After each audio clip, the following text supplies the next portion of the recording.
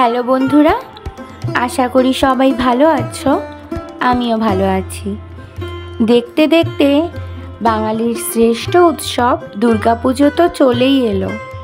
তাই আমিও ভাবলাম একটা ছোট দুর্গা মূর্তি বানিয়ে ফেলি। তো সেই রকমই বানাতে শুরু করেছিলাম।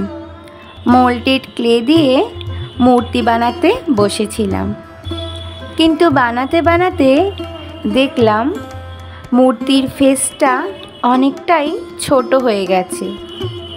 তাই কালার করার পরই আবার ফেসের ওপর নতুন করে ফেস তৈরি করতে বসলাম। আমি এই ছোট দুর্গা মূর্তিটি মডেল স্টাইলে রাখতে চেয়েছি, তাই এইরকম হয়েছে।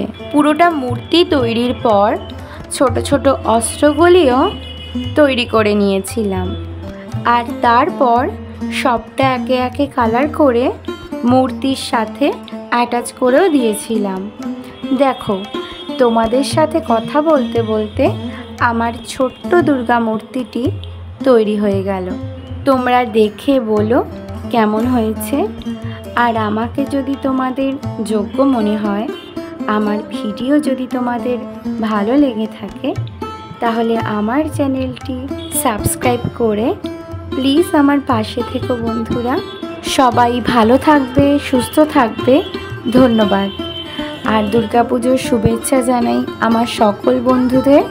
পুজো সবার খুব ভালোভাবে কাটুক।